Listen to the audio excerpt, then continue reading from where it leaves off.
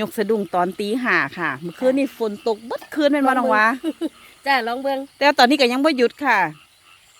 ได้กิน ต่อไปเยอะ ได้กินฝนบ่ได้สาวอีสานบรรทุงพร้อมกับน้องวลินค่ะ ออกมายกสะดุ้งตอนตีห้ามื้อนี้เดี๋ยวเขามาลุ้นกันค่ะ โอ้มีหดกบบ้าง ตอนเช้าๆตั้งทีเดียวเขามาลุ้นกันค่ะ ว่าสิได้ปลาถือสะดุ้งบอ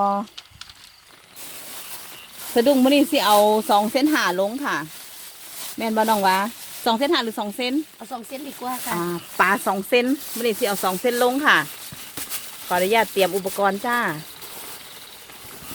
มาเช้าๆค่ะ บรรยากาศเสียงกบเสียงเขียดห้องอ่อนซ้อนหลายค่ะ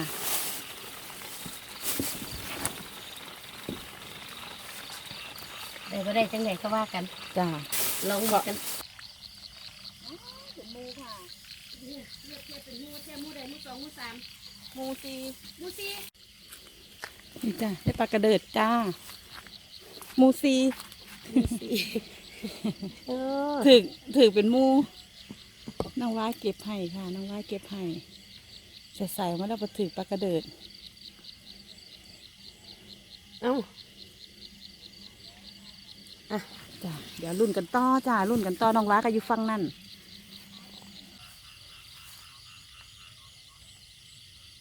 ปลาบ้อนเยอะ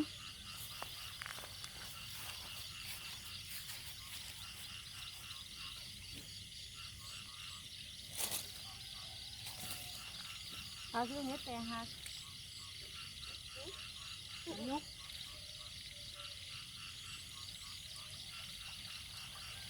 ปลาขาน้อย โอ้จะขึ้นมาปูวะ หมานปูดินานถือกแล้วปลากระเดิดปลากระเดิดปลาได้ค่ะ เลือกค่ะ ถือค่ะต้อง เลือกค่ะเอาได้มูยูมู2 หมูสามค่ะ เด้อเป็นยูมู3 ใช่อยูหมูสาม มาไก่เตี้ย มาไก่แม่ค่ะหมูสาม ฮะ มาพากับไปบ้าน โอ้ยบอล นี่หยังเนาะ ยำนี่ยังแล้วก็ไปคุณให้น้อยถึงว่า อันนั้นดัว ตัวคุณให้น้อยถึงว่า เมื่อเนี่ยเต้มันแห้งกันปะ เขาถูกหรือว่าแหงหรือ คุณยายแต่อยู่ฟังพูนคุณยายแหล่คุณยายแหล่มาเพิ่ม เอามือนั่นย่างเลยจะดูม้วนเต้นกระโดงลงมือเลี้ยม มือเล็ม มีมือเล็มพร้อมหมดเลย มือเลี้ยมตัวมือเพื่อนเอาปลากระจับภารกิจนี่อย่างนี้ค่ะมือเลี้ยมก็ได้ที่ต้องนะ เมื่อเบิดจาก ปูจงมาให้ยูปูว่าเด็กเมื่อมือไม่ได้ก็เด็กเชี่ย เจ้ามือนี่ให้สิถอดชักแล้วก็ให้สิไป มันอยู่มุมว้าเพียมันบ่อนอยู่ทั้งมุมเพีย โอ้ยของหลานเป็นอย่างหัวเสียบเตี้ยเตี้ยในปักเตี้ย มันบ่ได้อยู่น้ำไหลอ่ะ เตี้ยแหล่แล้วยูใส่แล้วก็มันเราคนแล้วมันที่ไปลงกับคนมันแล้วยู น้ำไหลบ่ได้อ่ะเนาะมันบ่อนอยู่ คนมันแล้วยูแล้วตั้งแล้วก็มัน คุณยายขึ้นมาหนิจ้าจ้าบอกเพิ่มไหมค่ะเนี่ยยายค่ะ สรีติม ยายท่ายายท่า แล้ววันนี้ปิดไฟแล้วขอแจวน้ำ ยายท่าก่อนค่ะยายท่าท่าแรกจะเศร้า ได้แค่นี้ ได้ปลาเข็งปลากระเดิด น้องว่าได้4 5 ตัว จ้า ยายแหล่มาเมื่อกี้ได้ปลาขาวสอยตัวนึงแล้วตัวบักง่ายอยู่ ผู้เพิ่นหมาน ค่ะเดี๋ยวเขาจังไรเขาใหญ่ทาว่าทาไม่อุปกรณ์พร้อมร้ายค่ะ พี่น้องเอ้ยมาแต่เศร้าด้วยความตั้งใจอยากยกสะดุ้งยกสะดุ้งยกย้อตอนเศร้าๆตอนตีห้าให้แฟนคลับได้เบิงให้พี่น้องได้เบิงค่ะ รุ่นไปพร้อมๆกัน บรรยากาศดีๆช่วงเศร้าๆคุณยายแหล่คุณยายแต่ก็ยังรุ่นอยู่ท่าเก่าอยู่ไม่ถูก ว่าแสงแดดแม่ยังเข้า ฝนเพิ่งหยุดตกฝนลิ้นเพิ่งหยุดค่ะ เดี๋ยวจังใดเขาไปรุ่นต่อทาอยู่ที่ฝ่ายกันต่อโยนขึ้นมาเลยเด้อจ้า แววปั๊บนั่น ท่าไม่ ถ้าไม่ยืนบ่ดี ท่าไม่ก็ยังบ่หมานอยู่ได้ปลากระเดิดอยู่ได้หมันตัวหนึงอยู่ ไปยืนบ่ท่าโอ้สะดุ้งคัดซะหนึ่งนะ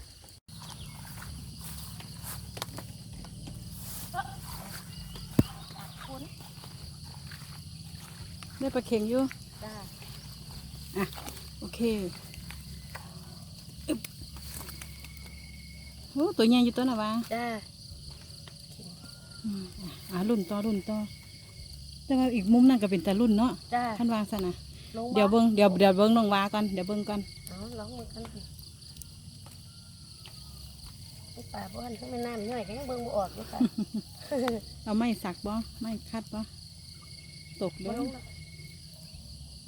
เดี๋ยวโตไปอีกหน่อยกัน จ้าปลาบ่อนปลาบ้านนั่น น้ำย่อยใบคำสายมันป่าถึงเบิ่งบ่ได้เป็นหน้าผากข่อยมันก็ย่อยใส่มั้ง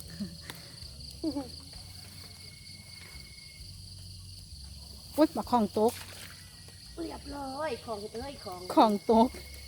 ปล่อยก็สิ มุด ลงน้ำน้ำของ เอา ยามปล่อยยกมันคือบ่ลงไปยามไปตั้งมันคือบ่ลง ถือว่า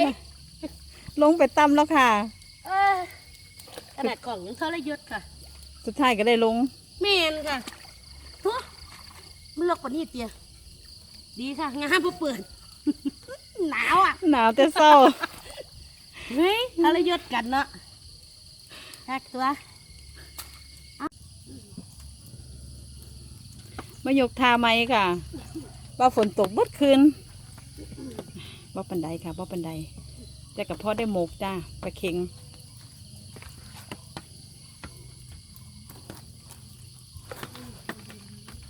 ยังได้ทอเก้าอยู่ค่ะ ฟันเอี่ยวสั้นกระดองเว้ยพวกเป็นตะโลบไปดิ อันนั้นจะง่อยไว้ คอนโดดักปลาจ้ะเดี๋ยวตั้งแต่เขาไปรุ่นทาไม้กันอีกค่ะ เป็นไงอ่ะ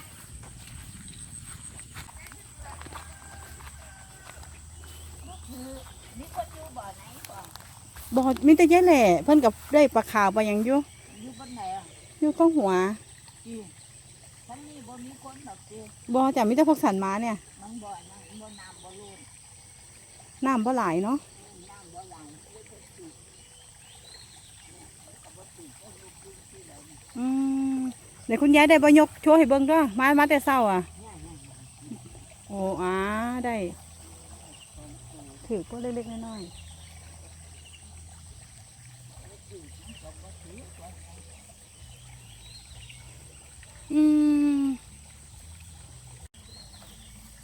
ปลาซิวจิ๋งสะดุ้งที่อยู่บ้านนี้อยู่แล้วสะดุ้งอ่ะ ที่สะดุ้งก้อนหนึ่ง2 เซน คุณยายดายังแข็งแรง ทั้งเทิง2 เซน โอ้เป็นสองฐานน่ะ 2 สะดุ้งสองฐาน ทั้งค่อยมา แต่ว่าทางก็เป็นตะยกอยู่เนาะ เป็นอย่างน้ำบ่ไหล อืม น้ำก้อนนั่นได้โอ้ยของบักใหญ่เต็ม พากันยกอยู่นี่ละเตี้ย ยกตัวให้ อืม ได้ต่อมประมาณสิแม่มันพอ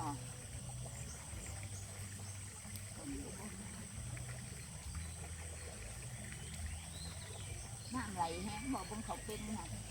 น้ำหยุดไหลแล้ว โอ้จำพอมันบอกผิดนะ น้ำแห้งหมดแล้วต้องเงิน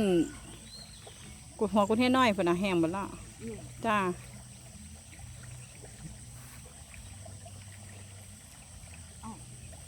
มันอีเหล่ไปยกปุ้นให้น้อยบักสันทีบอกย้ายอีเหล่ย้ายเหล่ไปยกจะดุ้งปุ้นให้น้อยได้ดูเยอะเจ้าตรงบ่ไปใช่ไหม บึนตมบ่ไหวดอก กูบ่ไปดอกขันปันนั่นนะจะนอกตมลมที่อย่างนี้ แต่ญี่ปุ่นเขายังได้กว่าเนาะที่หัวกุดแห่นะถ้าให้ยกไปก็สิพอได้อยู่ ก็อยากมาเบิ่งแท็กซี่ อืม เขาติดเสาคือกัน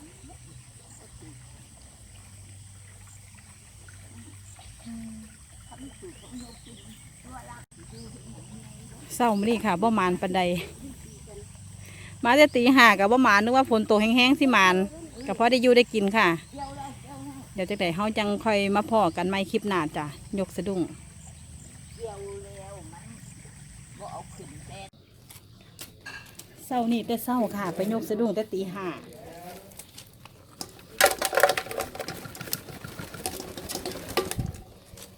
นี่ค่ะ